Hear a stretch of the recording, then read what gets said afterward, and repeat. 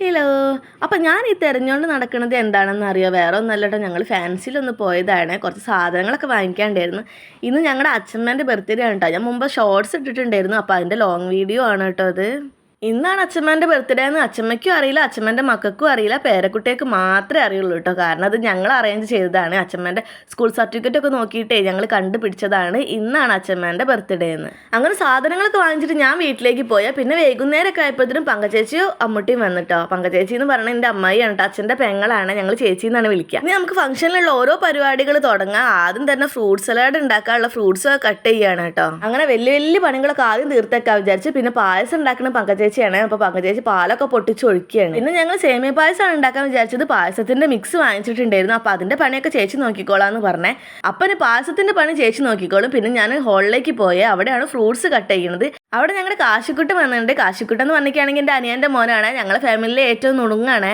ഈ ഫ്രൂട്ട്സ് മൊത്തം കട്ട് ചെയ്യുന്ന ഡ്യൂട്ടി അമ്മൂനും അനുവിനും ചിഞ്ചുവിനും പിന്നെ ഞാനും ഉണ്ടായിരുന്നു കേട്ടോ. ഞാൻ ഉണ്ടെന്ന് പറഞ്ഞിട്ട് ചിലപ്പോൾ എല്ലാം കൂടെ എന്നെ പഞ്ഞിക്കിടും. കാരണം ഞാൻ വീഡിയോ എടുക്കാന്ന് പറഞ്ഞിട്ട് ഇടയ്ക്കിടയ്ക്ക് മുങ്ങണ്ടേനി. പഴമായിട്ട് ഞങ്ങൾ നേന്ത്രപ്പഴമാണ് എടുത്തത്. പിന്നെ അതാ ചിഞ്ചു പൈനാപ്പിളിൽ ഗുസ്തി പിടിക്കുകയാണ്. ഇതിപ്പോൾ എന്താ ചെയ്യേണ്ടത്? കുരങ്ങൻ്റെ കയ്യിൽ പൂമാല കിട്ടിയ അവസ്ഥയാണ്. എങ്ങനെ ചെത്തിരിക്കേണ്ടതെന്ന് ഒരു ഐഡിയ ഇല്ല.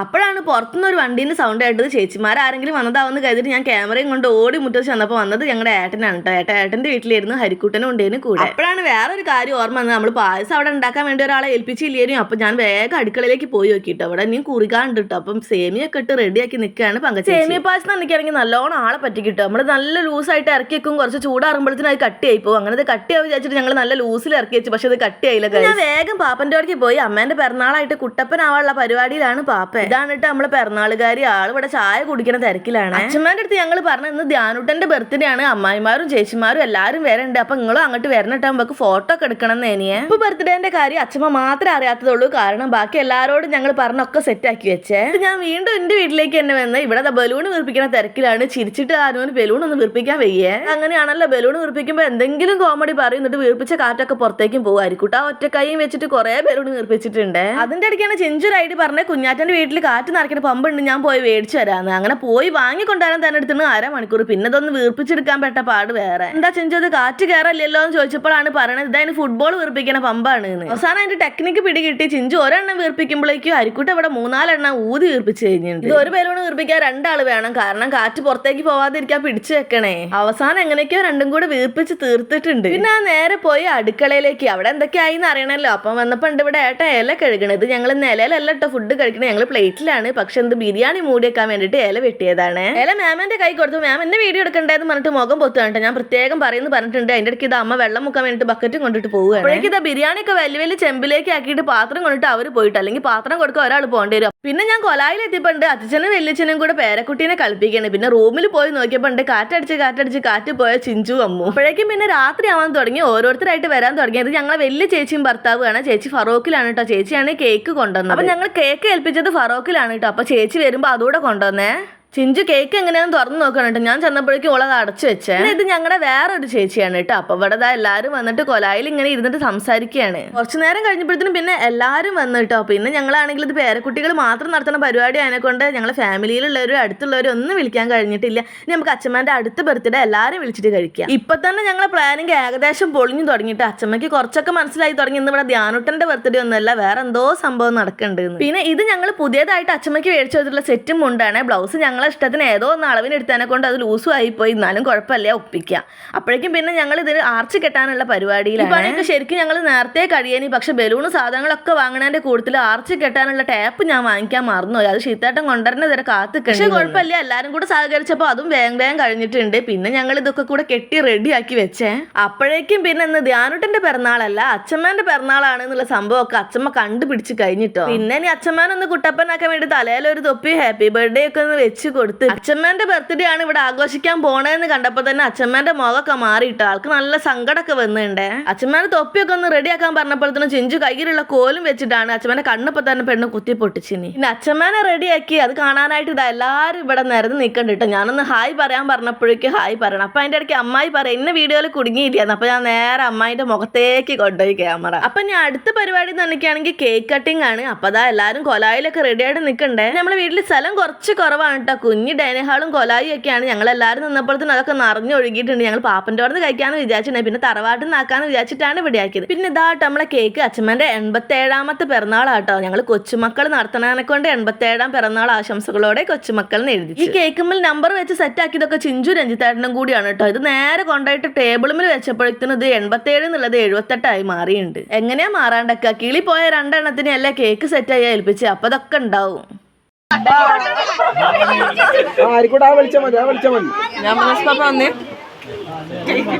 എടി 87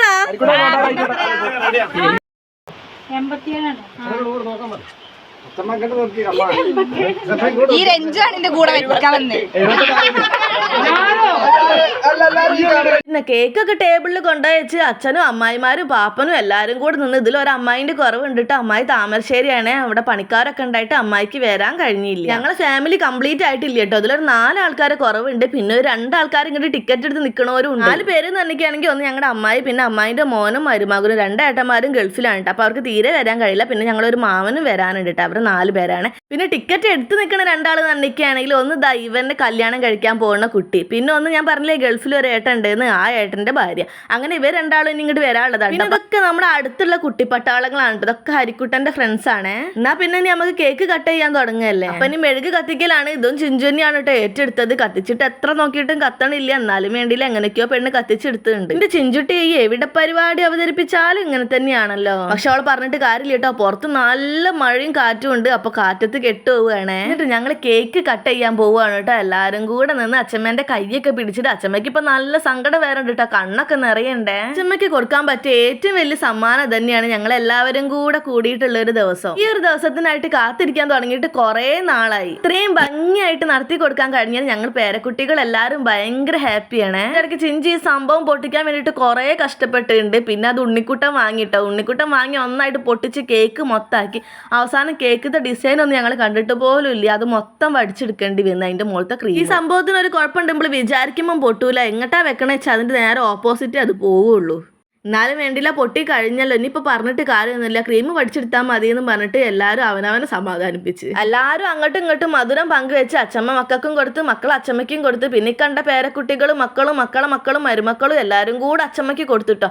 എല്ലാവരും കൊടുത്തപ്പോഴത്തേനും അച്ഛമ്മയ്ക്ക് കുറേ ഒന്നും കൊടുത്തിട്ടോ. വെറുതെ ഇങ്ങനെ തോണ്ടി നാമ്പിൽ ഇങ്ങനെ വെച്ച് കൊടുത്തിട്ടുള്ളൂ എല്ലാവരും ഒരു സന്തോഷത്തിന്. ഈ ഒരു സമയത്ത് അച്ഛമ്മയ്ക്ക് സങ്കടം വന്നിട്ടുണ്ടെങ്കിൽ അച്ഛമ്മേനെ പറഞ്ഞിട്ട് കാര്യമില്ല. അച്ഛമ്മേന്റെ ജീവിതത്തിൽ ആദ്യമായിട്ടാണ് അച്ഛമ്മ കേക്ക് കട്ട് ചെയ്യുന്നത്. അതും എത്രയോ സന്തോഷത്തോടെ. ഇനി അടുത്ത ചടങ്ങ് എന്ന് പറഞ്ഞിരിക്കുകയാണെങ്കിൽ പൊന്നാട അണിക്കലാണ് കേട്ടോ. അത് ഞങ്ങളുടെ വലിയ മാമനാണ്, അതായത് അച്ഛമ്മേന്റെ വലിയ മരുമോൻ.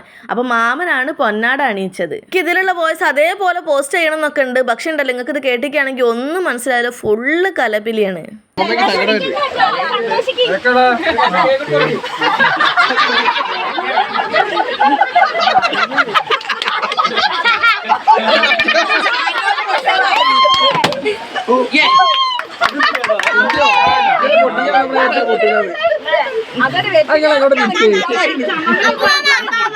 പിന്നെ ഇതാണ് ഞങ്ങളുടെ അച്ഛൻ. ഞാനും എൻ്റെ താഴെയുള്ള അനിയന്മാരും അനിയത്തിമാരും ഒന്നും അച്ഛനെ കണ്ടിട്ടില്ല. ഞങ്ങളൊക്കെ എത്തുമ്പോഴേക്കും അച്ഛൻ ഞങ്ങളെ വിട്ട് പോയിട്ട്. പിന്നെ കേക്ക് കട്ട് ചെയ്യുമ്പോൾ നമ്മൾ മറ്റേ സംഭവം പൊട്ടിച്ചിട്ടില്ലായിരുന്നു. അത് നേരെ വന്ന് വീണത് കേക്കിന്റെ മണ്ടയ്ക്കാണ്. അപ്പൊ ആ ഗിൽറ്റ് മൊത്തം കേക്കുമ്പിലായതിനെ കൊണ്ട് ഞങ്ങൾ കേക്കിന്റെ ക്രീം മൊത്തം വടിച്ചെടുക്കാനുള്ള പരിപാടിയിലാണ്. കേക്കിൽ ക്രീം ഇല്ലെങ്കിൽ ഒരു അഭംഗി തന്നെയാണ്, എന്നാലും കുഴപ്പമില്ല. ഇത് വയറ്റ് ചെന്നിക്കുകയാണെങ്കിൽ അതിന് വലിയ അസുഖങ്ങൾ വരും. അപ്പൊ ഞങ്ങൾ വിചാരിച്ച് ഇനിയിപ്പോ ക്രീം ഇല്ലാത്ത കേക്ക് അങ്ങോട്ട് കഴിക്കാന്ന്. ആർക്കും വലിയ പരാതി ഒന്നുമില്ല, എല്ലാവർക്കും അത് ഒഴിവാക്കിയാൽ മതി. അപ്പൊ പിന്നെ കേക്ക് കട്ടിങ്ങും കൊടുക്കലും കഴിക്കലും ഒക്കെ കഴിഞ്ഞ് ഇനി പിന്നെ ഫോട്ടോന്റെ സെക്ഷനാണ്. ആദ്യം തന്നെ ഞങ്ങൾ കയറി നിന്ന് വെള്ളക്കാർ. ഇത് ഞങ്ങൾ ആദ്യം പ്ലാൻ ചെയ്തിട്ടുള്ള കാര്യമായിരുന്നു കേട്ടോ. എല്ലാവരും വെള്ള ഡ്രസ്സ് ഇടണം, പിന്നെ കയ്യിലുള്ള ഏതെങ്കിലും ഒരു ഷാളും ഇടണം എന്നുള്ളത്.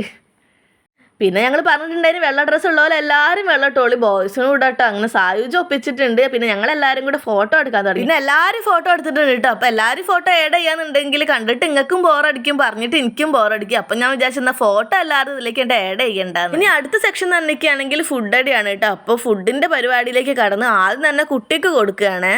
ഇപ്പം തന്നെ സമയം അത്യാവശ്യം ലേറ്റ് ആയിട്ടുണ്ട്. പിന്നെ ബിരിയാണി നിങ്ങൾ നേരത്തെ കണ്ടല്ലോ, ബിരിയാണിയും ചിക്കനും പിന്നെ അച്ചാറ് സംഭവങ്ങളൊക്കെയാണ്. നമുക്ക് സ്ഥലത്തിന്റെ കുറച്ച് പരിമിതി ഉള്ളതിനെ കൊണ്ട് നമ്മൾ ബുഫ സെറ്റപ്പ് ആണ് കേട്ടോ അറേഞ്ച് ചെയ്തത്. അടുക്കളയിൽ നിന്ന് വിളമ്പിയിട്ട് എല്ലാവർക്കും ടേബിളിൽ. പിന്നെ അതിന്റെ ഇടയ്ക്ക് നമ്മളെ ചതിച്ചത് മഴയാണ്. ഞങ്ങൾ ശരിക്കും മുറ്റത്തൊക്കെ നിന്നിട്ട് പരിപാടിയൊക്കെ കഴിക്കാന്ന് ഞാൻ വിചാരിച്ചു. ഭക്ഷണം കഴിക്കാനും മുറ്റത്തൊക്കെ നിൽക്കാമല്ലോ ചെയർ അങ്ങോട്ട് ഇട്ടിക്കുകയാണെങ്കിൽ. പക്ഷെ മഴ പെയ്തിട്ട് ആകെ നാശകോശമായിട്ടുണ്ട്. മുറ്റത്ത് മുഴുവനും ചളി പിളി വെള്ളമായിട്ടുണ്ട്. പക്ഷെ കുഴപ്പമില്ല, ഉള്ളത് കൊണ്ട് ഓണം പോലെ എന്ന് പറഞ്ഞിട്ട് എല്ലാവരും ഉള്ള സ്ഥലത്ത് വെച്ചിട്ട് അഡ്ജസ്റ്റ് ചെയ്തിട്ടുണ്ട്. ഇടയ്ക്കിടയ്ക്ക് ശരിക്കും മഴേന്റെ ശക്തി കുറയുമ്പോൾ ഞങ്ങൾ വിചാരിക്കും ആവും മഴ കഴിഞ്ഞെന്ന്. പക്ഷെ അതിന് ശക്തിയായിട്ട് അടുത്ത മഴ പെയ്യുന്നുണ്ട്. ഫുഡൊക്കെ കഴിച്ചതിന് ശേഷം ഫ്രൂട്ട് സലാഡ് കൊടുത്തിട്ട് അതും മക്കൾക്ക് തന്നെയാണ് ആദ്യം കൊടുത്തത്. ഫുഡൊക്കെ കഴിച്ചിട്ട് അവർ നേരെ റൂമിലേക്ക് വന്നിട്ട് അവിടെ നിന്ന് ഫ്രൂട്ട് സലാഡ് കഴിക്കുകയാണ്. എല്ലാവരും കഴിഞ്ഞ് അവസാനം ഞങ്ങൾ കഴിക്കാൻ വേണ്ടിയിട്ട് ഒക്കെ ടേബിളിൽ കൊണ്ടുപോയി വെച്ചിട്ട് റെഡിയാക്കി വെച്ചിട്ടുണ്ട്. ഫുഡിന്റെ സെക്ഷൻ ഒക്കെ കഴിഞ്ഞിരിക്കുകയാണെങ്കിൽ പിന്നെ അടുത്ത സെക്ഷൻ എന്ന് പറഞ്ഞിരിക്കുകയാണെങ്കിൽ പാട്ട് ഡാൻസ് എല്ലാവരും കൂടെ കൂടുമ്പോൾ ഇതാണല്ലോ മെയിൻ.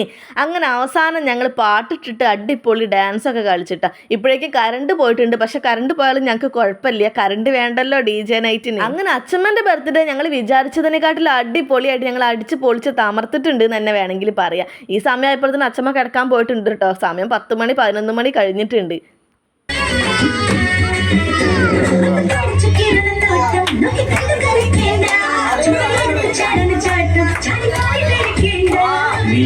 ചുള്ളിക്കോലിൽ ഒരു തുണി തയ്ച്ച എന്നെ കൊന്നാലും തിന്നാലും വെല്ലുവിളിക്കും.